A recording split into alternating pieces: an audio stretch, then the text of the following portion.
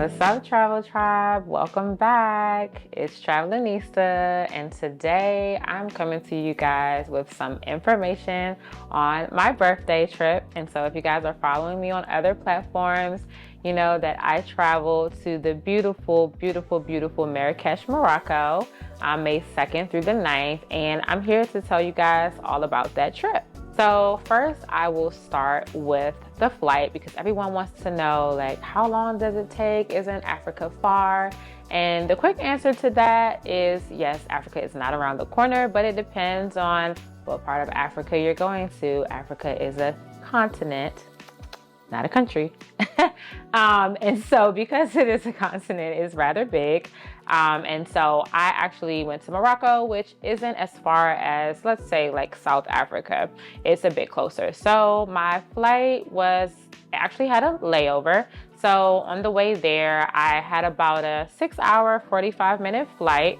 And I flew into Lisbon, and then I had a layover in Lisbon. And after my layover in Lisbon, we went straight to Marrakesh.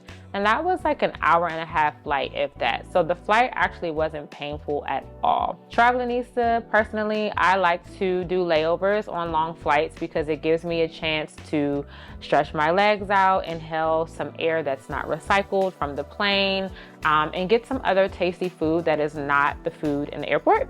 So I personally like layovers, and granted for this Marrakesh flight from IAD, because I'm based in Washington, D.C., it was not any flights that offered nonstop anyway. But again, layovers are generally cool if you're doing extensive flights. So anywho, got there, had a good flight, flew first class. Make sure that you guys come back to watch another segment because I will be discussing and disclosing my secret to how I was able to get on business first class on TAP Air Portugal for a way cheaper price than what was originally advertised. But once I arrived into Marrakesh, I was able to meet up with some cool friends, and we took a transportation vehicle to our first of 3 places that we lodged at, because I'm extra and I don't like to stay in the same place. So no, other than me being extra, I just really like to explore different parts of countries or wherever it is that I am visiting. And so a great way to do that if you're going to one destination is just by moving around a little bit, trying different or various lodging options. So if you have visited Morocco or if you haven't, they are known for a specific type of lodging, which is called a riad. It's spelled R-I-A-D. And that is pretty much a traditional small boutique hotel that maybe houses around 6 to 20-ish people. So not really large at all, very intimate space. And they are beautiful. If you have not seen a riad, you should definitely Google, check it out. If you're planning to go to that side of the world, definitely try to stay in a riad for the experience. But we are definitely going to show you guys some footage of what those places look like, just so that you can have an idea. But the first stop was a riad by the name of La Brillante. And I actually want to shout out La Brillante because they actually were very, very kind to me. We actually got into a partnership. And so this riad was phenomenal. And I say that because it was modern. Now, riads traditionally are historic, but they found a way to make this riad super modern.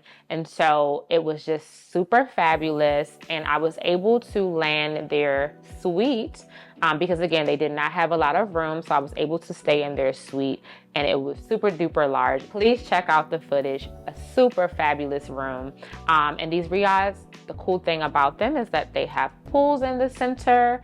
And so I literally had the suite that when you opened my double doors, it led directly to the pool.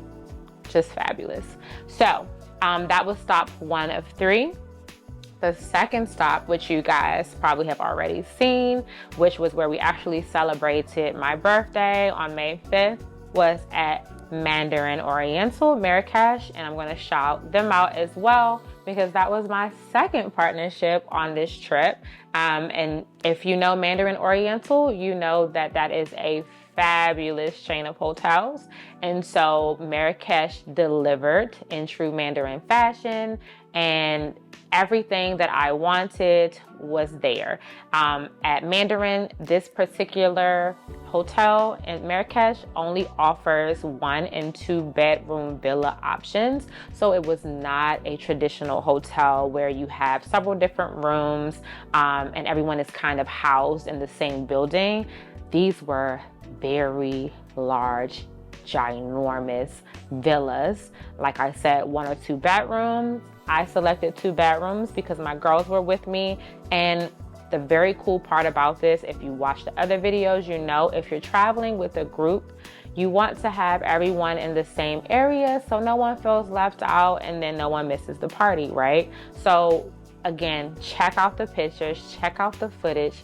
Phenomenal, luxurious lifestyle that Mandarin Oriental Marrakesh is offering. And the really other cool part about this hotel was that there was on-site dining options that were very tasty. And there were also several different options to do bicycling on the grounds, the spa. Phenomenal experience. If you are familiar with Morocco, you know they have this traditional type of massage called hammam, where it's like a scrubbing of the body with salt and other types of soaps and oils. And so if you come to Morocco, just to say at least you did it or you've tried it, try out the hammam. But again, Mandarin Oriental Marrakesh offered me an extensive spa treatment that did include hammam, and it was certainly an experience not to forget. So overall, again, check it out if you're there. You gotta dig a little deep into the wallet, okay? Because it was a little on the expensive side, but I would definitely say that it was worth it if you are a luxe girl or a luxe guy. You have to try them out. And our third and last final stop in terms of the lodging, I believe we would go on to say that this was a traditional riad, although I was told by the locals in Morocco that even though it was supposed to be more traditional, it still was considered modern to them. But out of the 3 places that I stayed in, this particular riad was actually more traditional, not as modern. It wasn't built more recently, and it had a very much so older historic type of feel to it, which gave you some of the richness in the culture of Morocco, my opinion anyway. But nonetheless, still had a pool located in the center, still had a spa located in the basement of the riad, and still conveniently located to the point where we came out of our riad and we were right in front of all types of vending opportunities. What we would refer to here in Washington, D.C. as corner stores, where you can go and grab snacks. Just a very conveniently placed riad. So that's my lodging.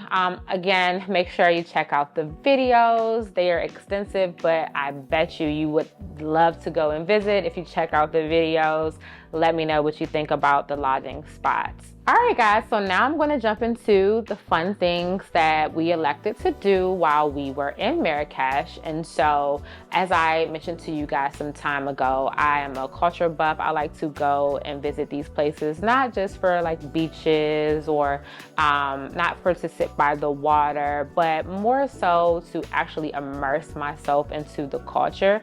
And when it comes to Africa, I love being around my people. So I made it a point to see what was in the local areas that were situated around my lodging. And so one of those places was called El Jardin Majorelle. And please don't slay me because I am not fluent in French. I am only fluent in English. So I will drop the spelling if you're interested in attending or checking it out. But again, La Jardin Majorelle was a garden. And that garden was by the late Jacques Majorelle. I'm not going to give you guys a history lesson. However, beautiful, beautiful, beautiful garden. It actually can be combined with the Yves Saint Laurent museum if you like to buy your ticket to both of those. They're nicely situated next to one another. And the Yves Saint Laurent Memorial is actually situated in this garden because he took over this garden after the late Jacques Majorelle passed on. So super duper cool experience. If you are a person that loves botany, like flowers and just beauty and nature, you have to go to this spot. It's gorgeous. Plenty of photo ops and just a very serene atmosphere. Disclaimer, hot as hell if you go. If you go in the summer, you're going to be sweating the moment you walk in, the moment you walk through. So bring something for shade. If you have an umbrella, if you want to wear a hat, if you have one of those portable fans, bring it because it is scorching this time of year and forward. However, definitely worth the sweat. We'll definitely show you guys some pictures of that. Other than El Jardin Majorelle, like I said, the YSL Museum is situated right next to that. My ticket was to both places. So again, if you're trying to do this attraction and you're trying to see the Yves Saint Laurent Museum and visit the actual garden, you can buy a combined ticket on the website, which will grant you entry into both places. And the Yves Saint Laurent Museum, if you know me, you know I'm a fashion girly, so had to go and visit. And as a matter of fact, I got some really cool books, some coffee table books, some cool souvenirs because they have a store that you can actually patronize at the end. However, if you are into fashion or if you are just a person that likes to explore nice museums, this museum has some of Yves Saint Laurent's original designs that he has made for some of his first clients and for some larger clients. And so it was a great treat. Unfortunately, I do not have pictures inside regarding the designs because they have a very, very, very strict policy on not taking pictures, which in a way is kind of cool because it makes you actually enjoy what you're looking at versus trying to take pictures with your phone. But again, both of those experiences, I would definitely say was a great experience. Now, what I also will say, which is a little different from actually going to those places and feeling like it was a good experience, the staff at the Yves Saint Laurent Museum weren't the friendliest. If it wasn't for the fact that I did not love fashion, I would not even recommend it because that is just how unfriendly the staff were. And when I was speaking to some of the locals about it, they were telling me that, you know, when you come to certain countries, certain continents, we are foreigners to them. And so sometimes the treatment can be a little different. So just keep that in mind when you are in different countries, on different continents, that you are being very cognizant of how the treatment can be different and how to navigate when that happens, because it's not the most comfortable thing, but you know, you want to represent yourself accordingly. All right, so other than the garden and the YSL cafe, the YSL museum, we also did this cafe. It's a coffee shop called Bacha Coffee. And if you, again, are trying to go to Morocco, or if you've looked at some Morocco content, you've probably seen Bacha Cafe.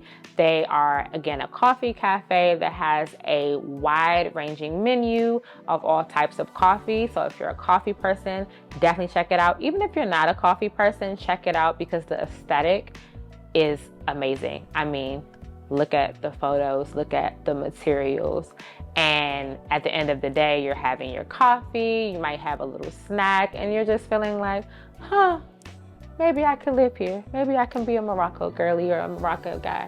But yeah, in all seriousness, very cool cafe. I would definitely recommend it if you're going there. So we did the coffee shop, we did the museums, of course, we visited the souks.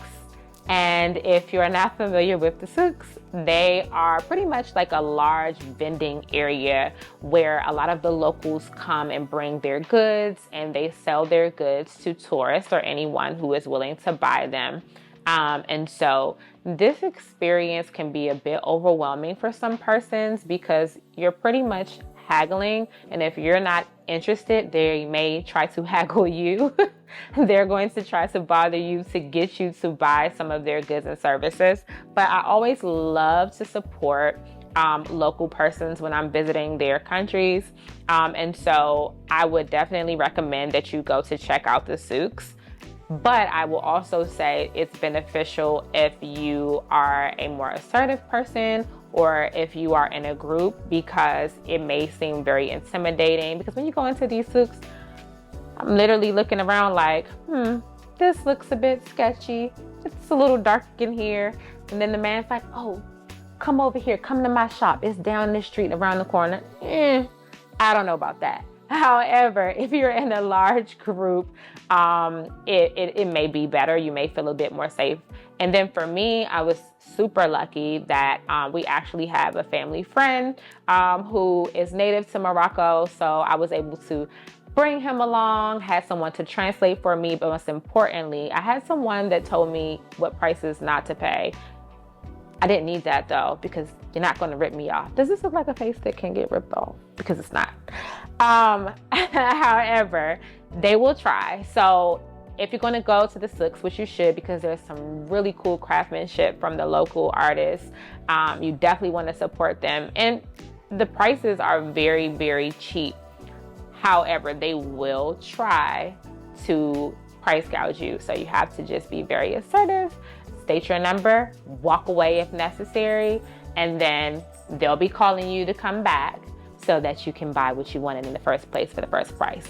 Travelanista taught you. All right, so also something cool that we did that I've already done before, Travelanista fact, not sure if you guys knew this or not, but we did a hot air balloon, and this is my second time on a hot air balloon. So these are very popular in Marrakesh. So if you ever visit, you definitely want to try a hot air balloon if you're not afraid of heights, of course. And this particular hot air balloon tour that I took, I located it. I'm going to give you all a secret. Come a little closer. I don't want to hear I never did nothing for y'all, because I'm giving y'all a gem. Viator.com is where Travelanista personally books a lot of tours. It has been a very safe space for me to book tours. Each tour guide has always delivered, and you can actually get a very good description of what the tour is about, what it entails, the length of the tour, if they'll offer transportation, so on and so forth. And the reviews are there to tell you if it's a good tour or not.